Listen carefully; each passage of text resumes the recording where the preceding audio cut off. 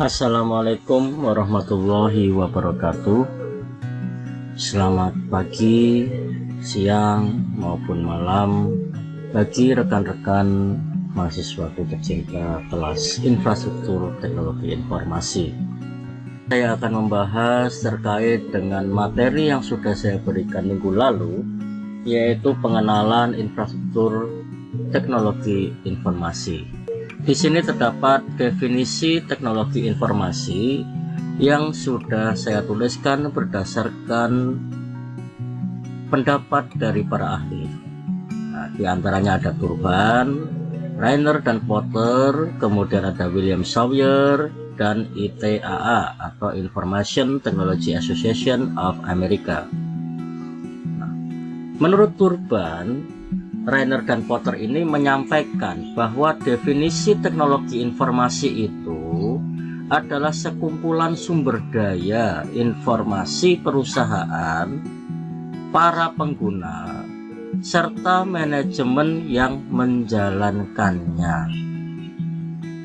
Dalam artian bahwa di sini adalah sekumpulan, jadi secara menyeluruh sumber daya yang ada, baik itu terkait dengan informasi-informasi perusahaan maupun para penggunanya. Siapa para penggunanya di sini? Ya tergantung usahanya apa. Kalau usahanya itu misalkan dengan usaha bisnis, ya, maka ada kaitan dengan penjualan. Penjualannya ada customer, ada sales, kemudian ada kepala marketing, kemudian ada manajer-manajernya. Jadi para penggunanya terdapat manajer, kemudian ada kepala marketingnya atau sales tadi di lapangan, pembelinya atau pelanggan. Informasi perusahaan apa saja? Informasi perusahaan jelas terkait dengan company profile perusahaan tersebut, ya, kait juga dengan infrastrukturnya, inventarisnya apa saja, SDM yang dimilikinya apa saja, jangkauan jaringannya seperti apa, teknologi yang digunakan apa untuk perusahaan tersebut di dalam menjalankan bisnisnya, serta manajemen yang menjalankan. Jadi prosesnya mulai dari memproduksi sampai jadi barang jadi yang dibutuhkan, kemudian dikirimkan atau didistribusikan kepada toko-toko ataupun para pelanggannya. Kemudian menurut William dan Sawyer, teknologi yang membantu manusia dalam membuat, mengubah, menyimpan, mengkomunikasikan, atau menyebarkan informasi. Jadi kalau menurut Sawyer dan William ini, teknologi informasi itu adalah sebuah teknologi yang membantu kegiatan-kegiatan manusia, mulai dari dia itu membuat, misalkan percetakan, kan membuat produknya. Dari mana membuatnya? Ya dari komputer. Pakai apa komputernya? Aplikasinya misalkan pakai Corel atau pakai Photoshop untuk mendesainnya. Nah, kemudian mengubah-ubahnya juga pakai aplikasi itu. Ya, kemudian disimpan, lalu barulah dicetak menjadi sebuah output. Hasil cetakan itu tadi itu bisa dikomunikasikan, ya, setelah dicetak atau sebelum dicetak itu bisa dikomunikasikan. Yang mengedit tadi, ya, operatornya, kemudian dikomunikasikan kepada pelanggannya apakah sudah sesuai dengan yang diharapkan atau belum. Nah, kemudian setelah dikomunikasikan, barangnya jadi diberikan kepada customer. Nah, customer itu nanti yang akan menyebarkan informasi tersebut. Nah, beda lagi dengan ITAA. Nah, ITAA ini menyampaikan bahwa proses pengolahan, penyimpanan, dan penyebaran informasi baik gambar, teks, maupun suara dan angka melalui mikroelektronika berbasis kombinasi, telekomunikasi, dan komputasi. Nah, sebenarnya sama dengan William dan Sawyer, ya, hanya saja ini kan Information Technology Association of America ini bahasanya baku, ya. Dia menggunakan bahasa yang baku, yaitu proses pengolahan. Nah, pengolahan itu tadi mulai dari membuat, mengubah, kemudian dilakukan proses penyimpanan tahap berikutnya, terus disebarkan informasi itu, baik nanti hasilnya dalam bentuk gambar, apakah teks, apakah suara, atau perpaduan dari kesemuanya tadi melalui mikroelektronika. Apa mikroelektronika itu? Nah, di sini saya sampaikan berbasis kombinasi antara telekomunikasi dan komputasi.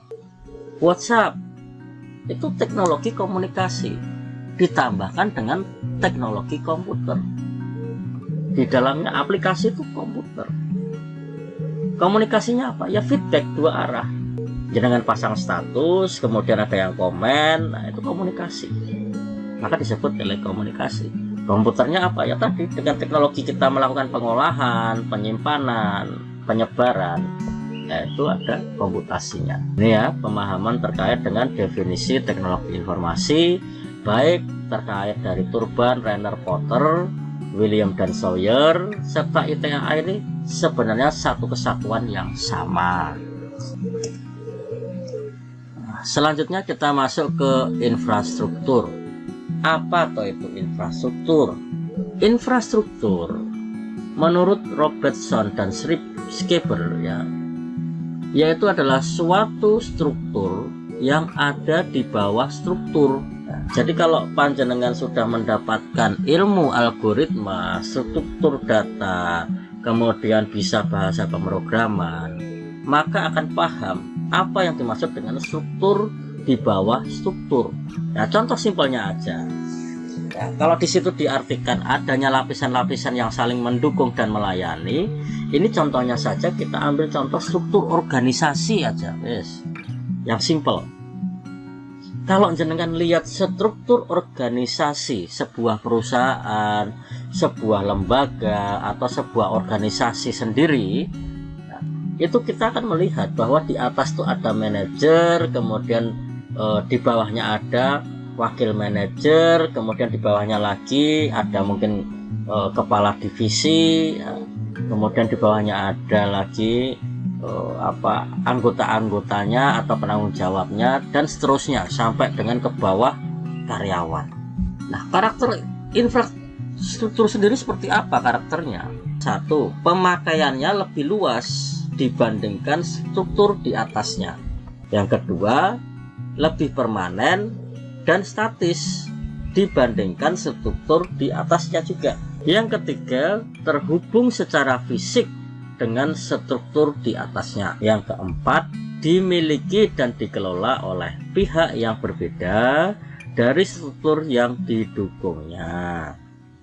Nah, di sini ada untuk memperhatikan gambar piramida ya. Di mana gambar piramida ini ada kata-kata bukan sebuah infrastruktur. Kemudian ada IT infrastruktur, selain infrastruktur, di mana bagian paling bawah ini adalah bagian yang termasuk infrastruktur lain pendukung. Itu ada publik ya, baik itu transportasi, komunikasi, tenaga, air ya, sewage ini ya. Kemudian ada sites ya, keamanan security, kemudian ada expansion, ada parking, terus bangunan ya. Cara bangunan di sini adalah membangunnya, mendevelopnya ya. Mendevelopnya itu seperti apa?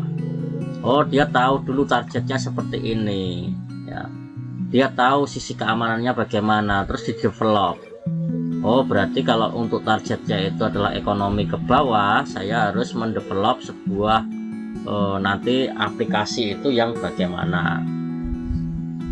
Kemudian ada data centernya ya, data center, data-data tadi sudah dikumpulkan ya. Kalau dari segi teknologi informasi atau sistem, kita coba arahkan misalkan website e-commerce gitu aja ya. Website e-commerce, pangsa pasarnya siapa? Oh, pangsa pasar saya adalah anak-anak remaja, karena anak-anak remaja ini adalah konsumtif gitu ya. Usia 24 ke bawah itu adalah usia-usia yang mengikuti tren lah gitu. Jadi dia mencari tahu, mengkomunikasikan, tanya ke para remaja, jenengan itu suka shopping apa saja, kemudian kalau jenengan berangkat ke tempat shopping itu menggunakan apa ya toh? Karena dari situ bisa ketahuan nanti ya, dia itu suka apa, dia itu suka mengeluarkan uang berapa, itu akan terbaca di situ. Kemudian dari segi keamanannya itu kira-kira mereka itu remaja ini cenderung bagaimana? Apakah mereka menguasai teknologi atau tidak? Kalau menguasai teknologi, maka nanti diperhatikan sisi keamanannya bagaimana untuk mengamankan data-data dari penggunanya, ya, biar tidak mudah diambil orang data-datanya, sehingga nanti ngirim barangnya juga tidak luput atau tidak salah. Itu kemudian dari utamanya adalah di sisi payment, ya, di sisi paymentnya agar lebih aman juga. Nah, kemudian di infrastruktur IT, ya, infrastruktur IT yang perlu dipersiapkan di sini adalah hardware dan software. Hardwarenya itu bisa berupa server, ya, domain hosting. Kalau di sistem, ya, kita perlu domain hosting. Kemudian ada device-nya klien, kita harus perhatikan dia itu sering pakainya apa. Apakah dia pakai laptop, apakah dia suka pakai PC desktop, atau dia suka pakai smartphone atau tablet. Nah, kalau mereka suka menggunakan kesemuanya, ya berarti kita harus membuat sebuah aplikasi nanti itu yang responsif, yang bisa menyesuaikan di setiap device gitu. Kemudian membutuhkan storage, ya. Jadi pihak pengelola e-commerce itu harus menyediakan tempat penyimpanan yang besar. Kalau dia itu memang jangkauannya adalah pangsa pasarnya itu nasional, apalagi internasional, ya maka wajib untuk dia itu menyediakan tempat penyimpanan yang besar. Jangan yang kecil, cuma 10 giga lah. 10 giga kalau nanti yang mengakses itu jutaan masyarakat Indonesia, itu sudah lemot nanti, ya. Untuk menyimpan data-data mereka, riwayat belanja mereka, ya, mengetahui wishingnya dia, ya, keinginan dia itu apa yang disimpan-simpan dia, kemudian chattingnya itu udah berapa nanti. 10 giga itu paling bisa jadi hanya 10 orang, satu orangnya 1 giga nanti. Kemudian jaringannya juga harus kuat, diperhatikan hardwarenya. Kemudian sistem operasinya, ya, sistem operasinya juga silakan diperhatikan, baik dari sistem operasi Windows atau Macintosh ataupun Linux, ya, silakan. Kemudian dari sisi database-nya, ya, itu juga sebuah sistem, ya, software. Database-nya itu mau pakai MySQL, ya, atau MySQL, atau mau pakai PostgreSQL, atau mungkin pakai Oracle atau yang lain, ya, barulah nanti aplikasi-aplikasi pendukung yang lain di sini. Aplikasi pendukung yang bukan merupakan infrastruktur itu apa? Ya, misalkan kayak browser, ya toh.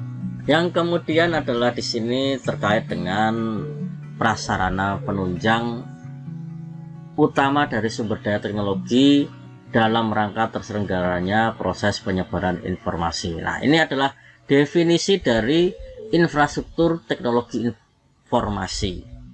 Nah, kalau tadi di awal kita sudah memahami apa toh itu teknologi informasi, ya toh, membuat, mengolah, menyimpan, mengkomunikasikan dan menyebarkan, itu adalah teknologi informasi. Kemudian apa toh infrastruktur, tadi juga sudah disampaikan. Infrastruktur terdapat juga pemahaman terkait dengan definisi infrastruktur teknologi informasi dari Turban Rainer Porter tadi juga ada, ya, kemudian didukung dengan Johan Jatiwaluyo sama ITIL versi ketiga, yaitu Information Technology Infrastructure Library. Turban, Rainer, dan Porter, dia menyampaikan bahwa infrastruktur teknologi informasi itu adalah sebuah fasilitas fisik.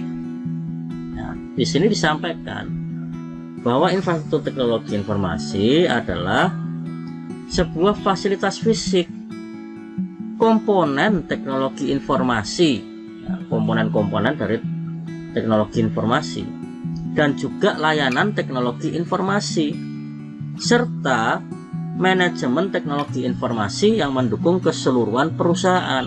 Apa yang disampaikan Turban, Rainer, dan Porter ini hampir mirip dengan ITAA atau dengan definisi teknologi informasi adalah kumpulan sumber daya atau kemudian para pengguna serta manajemen. Nah, ini disampaikan lagi bahwa apa toh infrastruktur teknologi informasi itu ya fasilitas fisik, komponen-komponen dari teknologi informasi, layanan-layanan dari teknologi informasi, serta manajemennya yang mendukung keseluruhan proses dari perusahaan itu. Sedangkan menurut Johan Jatiwaluyo, infrastruktur teknologi informasi ini adalah sumber daya teknologi bersama yang menyediakan platform untuk aplikasi sistem informasi perusahaan. Jadi semua sumber daya teknologi yang menyediakan platform untuk aplikasi sistem informasi perusahaan. Sedangkan menurut Information Technology Infrastructure Library ya, disampaikan suatu kombinasi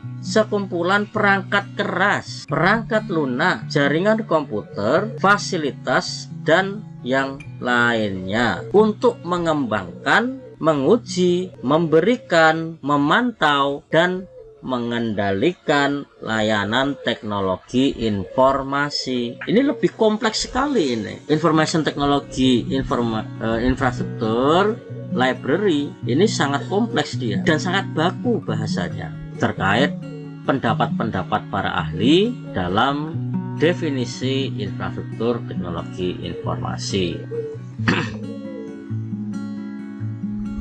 Lalu ITI itu meliputi apa saja? Nah, di sini disampaikan bahwa infrastruktur teknologi informasi ini meliputi perangkat keras. Itu yang pertama ya. Tidak hanya satu ini saja ya, karena apa? Tadi kan sudah disampaikan di sebelumnya bahwa infrastruktur teknologi informasi itu adalah sekumpulan perangkat keras, perangkat lunak ya toh, jaringan, terus apa lagi, layanan ya. Maka di sini itu diperingkas bahwa infrastruktur teknologi informasi ini meliputi ada 3. Yang pertama itu adalah perangkat keras. Apa itu perangkat keras? Perangkat keras adalah peralatan fisik yang dapat digunakan untuk mengumpulkan, memasukkan, memproses, menyimpan, dan menghasilkan data dalam bentuk informasi. Contohnya apa? Contohnya perangkat keras itu dapat berupa server, klien. Ya, klien ini bisa dalam bentuk handphone, smartphone, tablet, netbook, notebook, PC desktop. Kemudian ada jaringan dan ada tempat penyimpanan atau storage. Selain itu, ada perangkat lunak. Perangkat lunak adalah kumpulan program yang digunakan untuk menjalankan aplikasi pada komputer. Kumpulan-kumpulan program yang digunakan untuk menjalankan aplikasi pada komputer. Contohnya apa? Ya pertama sistem operasi dulu, jelas. Kemudian ada middleware, kaitannya dengan printer, kaitannya dengan mungkin ada grafik, ya, dan lain sebagainya. Apa yang digunakan? Kalau ada drive-drive-nya ya masuknya di middleware ini. Drive untuk ke printer, drive untuk ke mungkin keyboard eksternal, drive untuk mouse, ya, drive untuk scanner, ya, dan lain sebagainya. Itu yang kaitannya ada drive itu ada di middleware. Kemudian basis data, ya, basis data ini untuk tadi hasil penyimpanan dari proses memasukkan, mengumpulkan, ya itu akan masuk ke dalam basis data. Nah, ini sudah ya, sudah saya sampaikan apa itu middleware tadi. Yang terakhir adalah layanan. Layanan di dalam organisasi yang terdiri dari kemampuan manusia dan teknis, SDM-nya. Lah kalau punya perangkat keras, punya perangkat lunak, tapi SDM-nya itu nggak mumpuni, ya bagaimana? Ya tidak bisa. Di sini ada beberapa jenis layanan infrastruktur teknologi informasi. Nah, saya sampaikan satu persatu dari layanan yang ada. Mulai yang pertama terkait dengan layanan platform komputasi. Apa itu platform komputasi? Platform komputasi di sini adalah digunakan untuk menyediakan layanan komputasi yang menghubungkan dengan karyawan, pelanggan, pemasok dalam lingkungan digital yang konsisten, baik itu meliputi server, komputer, laptop, smartphone, serta internet. Jadi saling terintegrasi. Pelanggan atau customernya itu juga ada aplikasinya. Kalau dia itu mau membeli sesuatu barang, dia tinggal klik aja dalam aplikasi tersebut. Kalau dia itu sudah check out, maka akan terkirim ke penjual, bagian penjualan. Nah, bagian penjualan nanti akan mengkonfirmasi, mengecek alamatnya, mengecek barang-barangnya, dikonfirmasikan kepada bagian gudang. Gudang menerima di aplikasinya komputer, diceklah barang-barangnya, dicari barang-barangnya, apakah barang ini tersedia atau tidak. Kalau ada barang yang tidak tersedia, maka dikonfirmasikan ke bagian penjualan. Bagian penjualan akan mengkonfirmasikan ke bagian customer service. Customer service ini ada pelanggan yang mana barang yang dibeli itu stoknya ternyata habis. Silahkan disampaikan kepada pembeli apakah mau dibatalkan. Kemudian si penjual ini juga mengkonfirmasikan kepada admin web, silahkan dinonaktifkan atau ditulis stok habis. Jadi saling terintegrasi platform komputasi itu. Nah, nanti kalau sudah oke, maka penjualan nge-save, gudang nge-save nanti produknya ke bagian logistik. Nah, nanti sampai di customer mengkonfirmasi barang sudah diterima. Kemudian layanan telekomunikasi yang menyediakan data, suara, konektivitas video baik kepada karyawan, pelanggan maupun pemasok. Ya tadi disediakan menu chat. Biasanya di setiap e-commerce itu ada komunikasi chat, entah itu di dalam platform atau by WA. Email pun juga itu teknologi informasi. Karena apa? Dia mikroelektronik. Apa layanan pengelolaan data itu? Yaitu data yang menyimpan dan mengelola data organisasi serta menyediakan kemampuan untuk menganalisa data. Jadi data-data pembeli tadi dikelola. Barang-barang yang dibeli itu nanti akan disimpan, kemudian dikelola secara terorganisasi. Apa toh barang yang sering dia beli? Oh, barang yang dia sering beli itu adalah fashion, baju-baju, celana. Maka dia akan ditawarkan nanti kepada pembeli yang sering membeli barang-barang tersebut. Atau mungkin apa yang sering dia cari. Nah, maka nanti akan ditawarkan terus di situ. Kemudian perangkat lunak aplikasi. Layanan ini menyediakan kemampuan di seluruh kegiatan bisnis organisasi seperti sistem perencanaan sumber daya perusahaan, manajemen, baik hubungan pelanggan, rantai pasokan, dan manajemen pengetahuan yang digunakan bersama-sama oleh seluruh unit bisnis. Menyediakan seluruh aktivitas, mulai dari dia itu merencanakan sumber daya perusahaannya, kemudian hubungan dengan pelanggannya, rantai pasoknya. Ini masuknya ke dalam pembahasan Enterprise Resource Planning (ERP).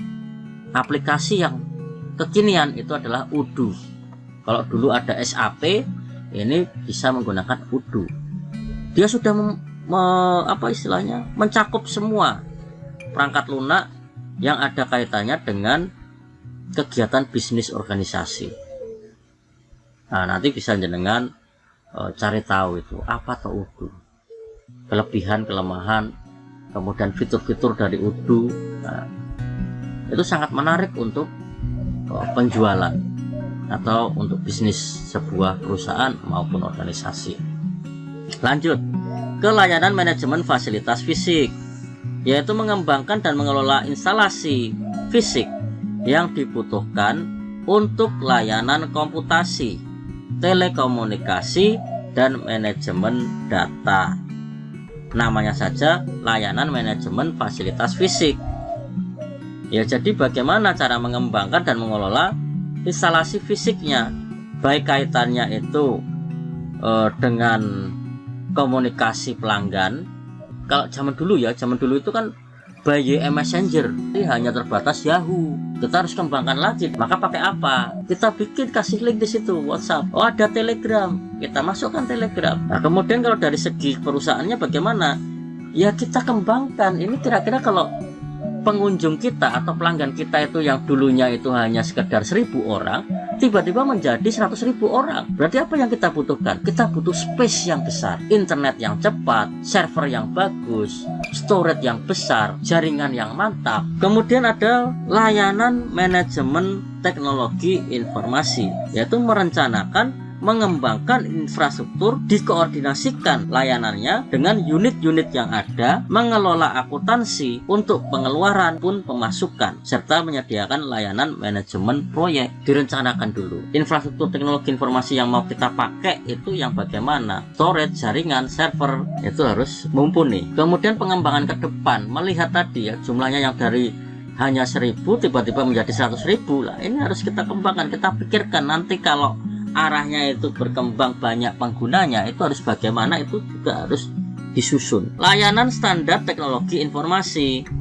yaitu memberikan kebijakan yang menentukan teknologi informasi, mana yang akan digunakan, kapan digunakan, bagaimana menggunakannya, terus kepada perusahaan dan unit-unit bisnis yang bagaimana. Ya, kalau sekelas e-commerce ya standarnya itu ya harus besar. Itu nanti sehingga muncul kebijakan-kebijakan. Lanjut ke layanan pendidikan TI atau teknologi informasi, yaitu menyediakan sistem pelatihan bagi karyawan dan menawarkan pelatihan bagi manajer dalam merencanakan serta mengelola investasi teknologi informasi. Maka dibutuhkanlah pelatihan-pelatihan agar SDM-nya ini meningkat dan bisa memanajemen untuk pengelola-pengelolanya. Terakhir adalah layanan penelitian dan pengembangan teknologi informasi, yaitu menyediakan penelitian terkait proyek-proyek dan investasi teknologi informasi yang berpotensi dapat membantu perusahaan mendiferensiasi diri di pasar. Jadi dia itu harus melakukan riset, kira-kira saya tadi sudah melakukan platform komputasi, telekomunikasi, pengelolaan, perangkat lunak, manajemen fisik, IT, standar, diklat, mana yang berpengaruh, mana yang belum berpengaruh, atau malah justru jatuh. Itu diriset sehingga muncullah data-data pengembangan IT ke depan. Ini kaitannya dengan layanan penelitian dan pengembangan IT. Demikian apa yang dapat saya sampaikan. Semoga dapat memberikan pemahaman terkait infrastruktur teknologi informasi. Terima kasih atas perhatiannya. Bila mana ada salah kata, saya mohon maaf. Dan bila mana ada kurangnya, mohon dapat memberikan komentar atau saran dan masukan kepada saya agar lebih baik dalam memberikan tutorial video. Terima kasih. Sekali lagi, akhirul kalam. Wassalamualaikum warahmatullahi wabarakatuh. Sampai jumpa.